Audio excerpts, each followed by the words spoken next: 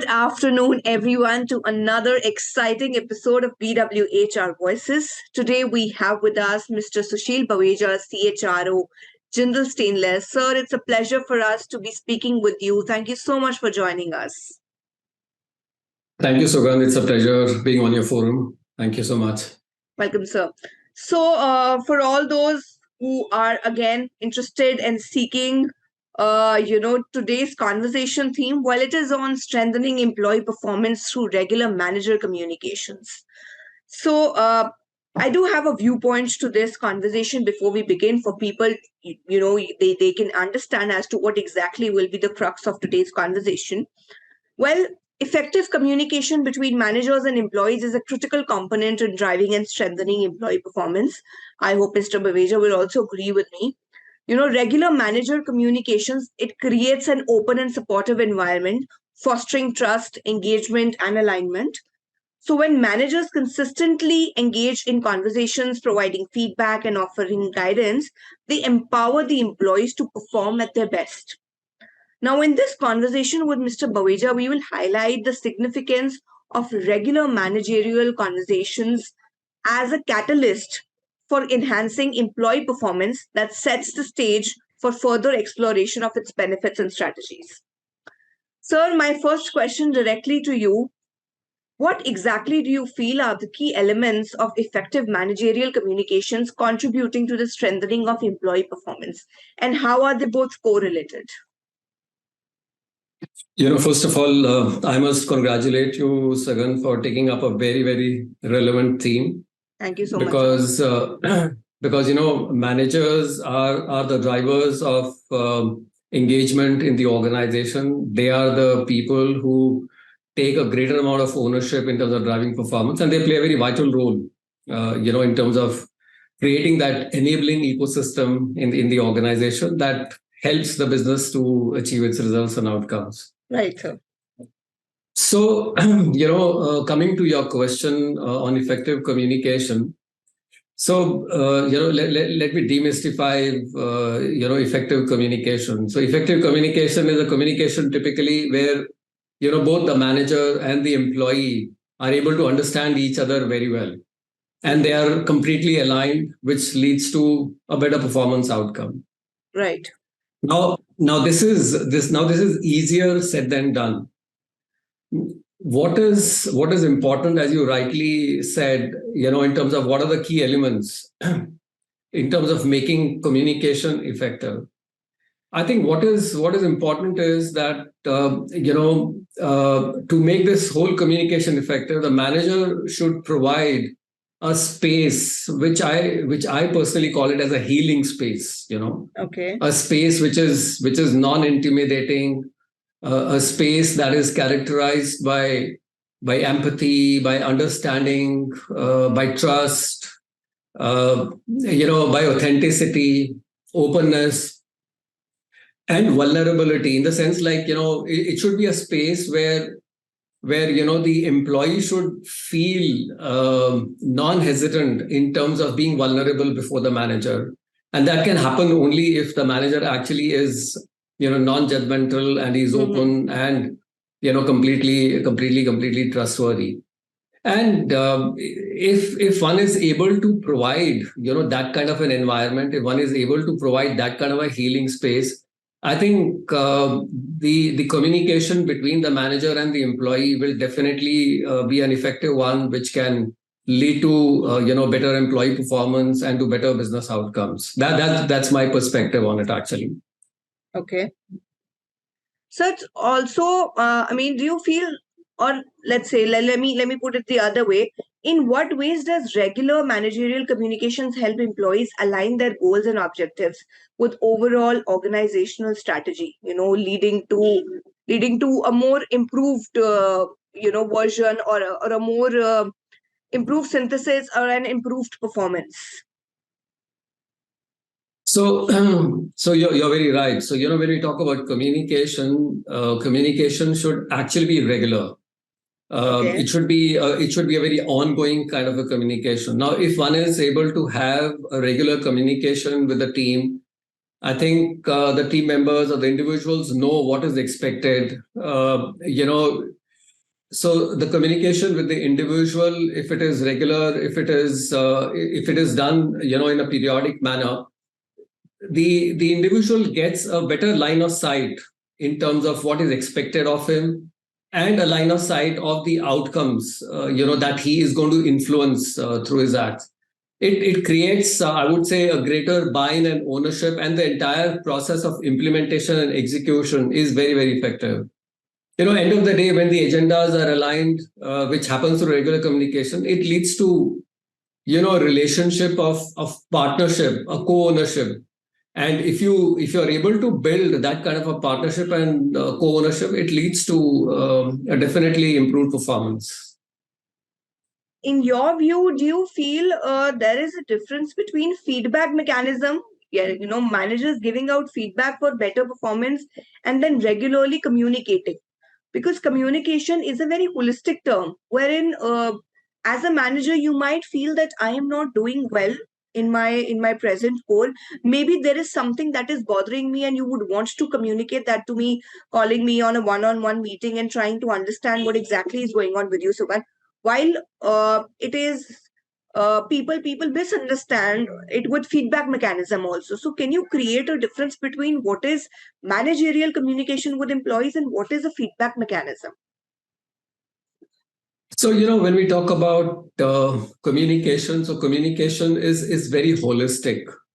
Okay. So it is not just about feedback. So feedback can be one element around it. There will be an element of, let's say, sharing expectations. There is an element where you are also having a communication which is focused on developing somebody. There's also communication which actually happens in terms of making wellness inquiries. There could be a communication which can be of an appreciative nature, that, you guys have done a great job, and, so it can be appreciative. It's not just feedback alone. And when we talk about feedback, so feedback also is one of these, one of the subcategories of effective communication, where you are actually trying to let the person know that, what are the areas where he's actually, done well, and what are the areas where he could have done better. So typically feedback is all about, actually, if you ask me, the way I do it actually myself, I mean, with my team members, I speak less. I actually allow them to speak a lot more, and actually I manage a conversation in a manner that it encourages introspection, it encourages reflection, and the employee themselves are able to come out with what are the things that they have done right and what are the things that they could have done better. Because in that whole process, the individual takes better ownership of, of things that he could have done better. Because when the manager says, it can be it can create a different perception. But if the employee himself is encouraged to be open and share his own perspective on things that he's done well, things he's not done well, he's more accepting. It has a different kind of an impact. Okay, fair enough. And what role does, open and transparent communication with managers, according to you, play in strengthening employee performance? How can managers cultivate such an environment? It is, I feel, needed also, but is difficult. You making me try to trust you, wherein I can share my problems, or even if I am falling in the trap of, let's say, office politics. But I need to have that confidence in you that, my information that I'm sharing with you will not spill out amongst my peers or amongst my colleagues. So there has to be a strategic, environment cultivated by the managers, wherein I can actually go up to my manager and talk. And I also feel that there is some amount of a fruitful outcome if I go and communicate it with my manager. Hence, the effective communication will work as an employee with me. But how can a manager create that environment?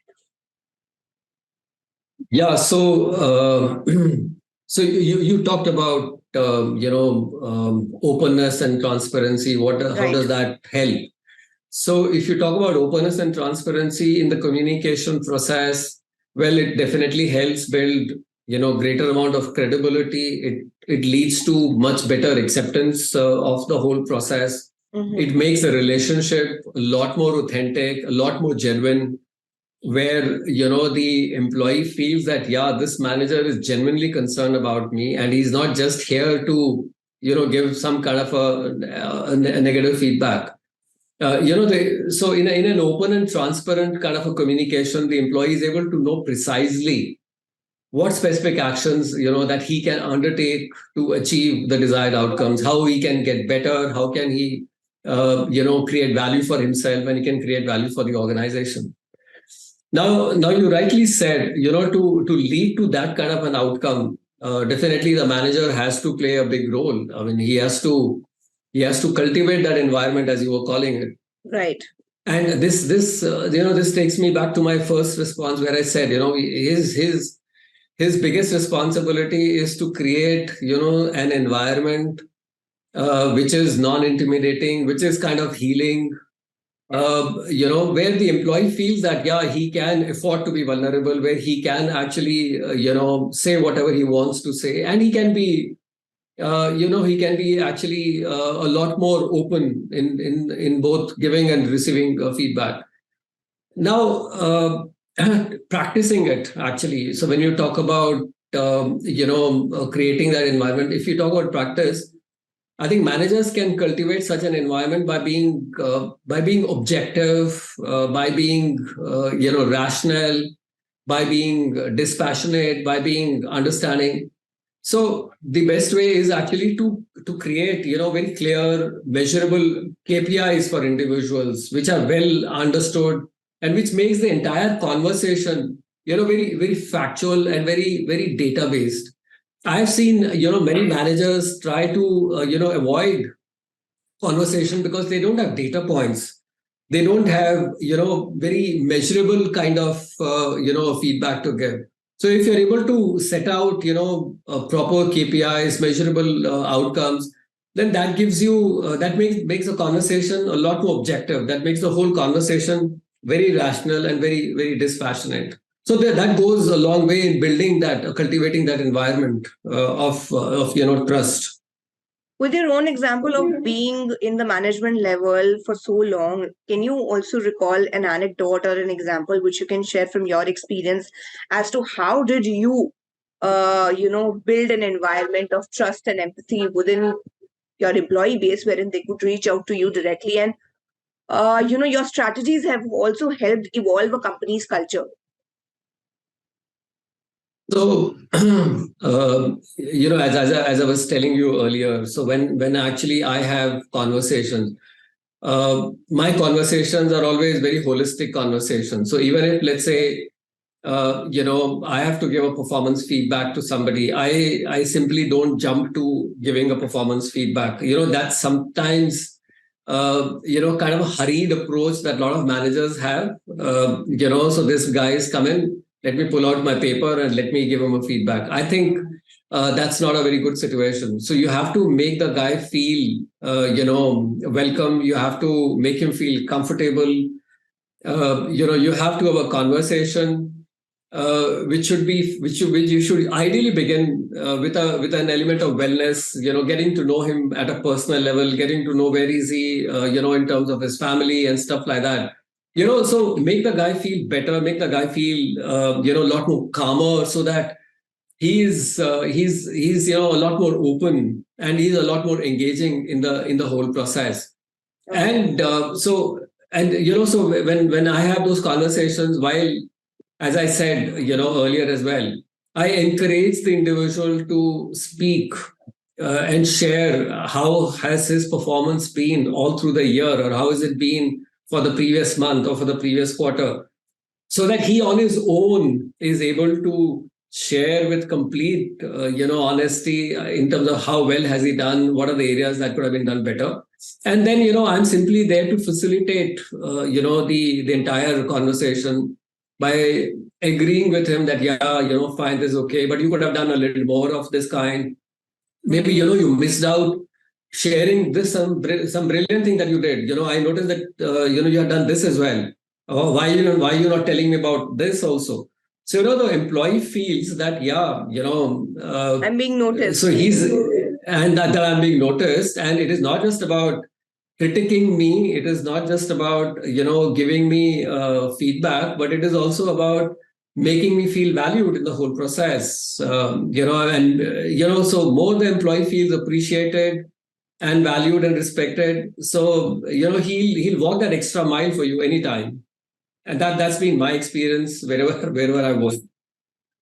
Okay. And how can managers effectively communicate expectations also in these meetings, and providing clarity, offering guidance to enhance employee performances on a consistent basis? Because uh, giving out feedback in the way that you've told is a pretty, agreeable way wherein you're not just jumping onto the feedback mechanism that, XYZ is the feedback for the year, but there is also a way to communicate even if the employee is going down on the level of flaws. So how will you communicate that, or how should managers effectively communicate expectations as well? So, when it comes to expectations, I feel the starting point of expectations is that I should be very transparent in terms of sharing my own personal goal sheet, with the Okay. individual. Okay. He should know, I should actually give him a download of where the business is, where the organization is, what is expected of a critical function like us, what is expected of me in this whole process. And this is what my goal sheet is, which I have actually aligned with my boss. So, so being very transparent to the extent that, I share my goal sheet with him or my scorecard of the year with him, so that, he is also able to align his goals accordingly. And if I'm able to share that goal, so he understands that, look, this is what I'm trying to drive. So it is extremely important that, this cascade has to reach me. Mm-hmm. So I have to also align my goals with his goal. So it provides a basis, also for some very, very objective conversation. It provides a basis for any futuristic feedback, support that the individual may need from the manager to achieve his goals. So, in this whole goal setting exercise, this is very important, by the way, that so it is not just about sharing expectations. It is Mm-hmm. also about at the same time asking the individual employee that what support do you need? Do you have the resources to meet this goal? Do you have Right. the wherewithal to achieve what has been stated in the goals for you? So when you walk that when you walk that extra mile, when you take that extra step forward, the employee feels that, yeah, here is my manager who is actually trying to help me. Also, he's working with me in terms of drawing out my goal sheet. He's also letting me know that he's there to support him in that whole process. And it is extremely important that then that you have a real time feedback. Not so many times, when we talk about feedback, or many times we talk about this communication, people see this as that annual ritual which happens in the month of December or March. But I feel that real time feedback, a regular feedback, is much useful. There's no point in giving dated feedback. 3 months back you did this. So the employee says, sir, if I did something like that 3 months back, well, had you told me at that point in time, I could have done some course correction. So it is very important to have real time feedback, a much more regular feedback, so that the employee gets that opportunity to do course corrections and to align his expectations. So there should be very clear measurable KPIs which are well understood, and which makes the entire conversation a lot more factual, and a lot more data based. Okay. Okay. Fair enough. And in a very holistic manner, you've actually analyzed the way the conversations need to be put forth and how the feedbacks need to be communicated. So, so my last question, what are some of the effective communication strategies that managers can employ to support and empower employees, leading to increased performance levels? So, when you talk about communication, so let me make it clear. Communication should always be a two-way communication. It cannot be a one-way communication. the more you listen, the more you make the individual feel comfortable. You make the employee feel a lot more respected and empowered. So that is the starting point of communication. The manager should provide that space to the individual where he is able to state things openly, and the manager needs to have that listening bandwidth. Managers should be very good listeners. So that is a starting point of any communication. Then second, as I was telling you earlier, the communication should be real time. It should be regular. If somebody has done a good job, appreciate him right then and there that he's done a great job.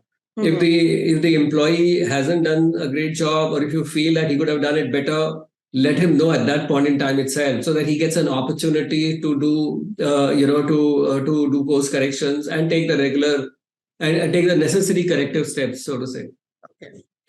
The third is the entire communication that is done should be very factual. It should be very, very objective, and it should be very specific. There's no point in making subjective communication or a very macro level communication, because you then leave a lot of things to interpretations. And what happens is you do a subjective conversation, and I've seen this. You do a holistic, you do a macro level conversation, and then 3 months later you reconnect with the employee and you tell him that, look, I told you then. He said, no, you said that, but I understood it in this particular manner. So it is always important that one should be very precise, one should be very specific, and one should be very factual when the entire communication gets done. And lastly, I mean, as I said, the conversation, the communication, actually, when we do, it should be very, very holistic. It should have an element of performance in it. It should have an element of appreciation in it. There should be an element of development in it. There should be an element of career in it. There should be an element of wellness in it. So the more holistic conversation you have, so the people are able to then value you as a manager, that this manager is really concerned not just about my day-to-day transactional here and now situation, but he is really helping me get a much more larger and a bigger picture, and is also helping me address my issues at a much more holistic level. And so the obvious outcome is the obvious outcome of a very effective communication like this is that it drives better engagement. It leads to greater discretionary effort, and definitely a higher discretionary effort leads to better performance and outcomes. And that's the way I feel. And whatever I am sharing with you is completely based on my own personal experience, and that's the way I've seen people respond. I mean, I've also been through my own learning curve, through my own learning journey, and I must say that I've learned from my bosses whatever I'm sharing with you. So the way they have actually groomed me and developed me and have given me feedback, or the way they've communicated to me, I have actually practiced that for myself, and I made sure that I'm able to provide the same ecosystem to my employees as well. No, sir, it must have been. That is why I engaged on a conversation, and wherein I categorically asked for an anecdote from your own experience, because talking from experience, the analysis and the figures that any manager or any leader gives out is via experience. So you've already experienced that situation which we're discussing. Plus, it is prevalent in today's time, and hence the discussion. And when That's the right. facts and figures coming out from experiences, they're more realistic, because then you're not just relying on data. It is something that you experienced in person, and the way you've handled it, you're actually putting it forth, because that is how it has worked out for you. Might have worked out in a different angle for different leaders, but the baseline is same. The crux of the matter is clear as to how do you need to deal with such situations. Thank you so much, sir, for engaging with us, for sharing us the insights and the valuable inputs that you've given out of your experience. People who still have questions on this regard, want to ask, want to take his key expertise onto how to strategize this aspect within your own organizational realm. Well, he's available on Twitter, he's even available on LinkedIn. You can tag him, ask him questions, he'll be happy to respond to all your queries. For today, it was a great experience, hearing you out, sir, from your own experiences. Thank you so much for joining us and for giving out the valuable information that you have. Thank you so much. Thank you. Thank you, sir.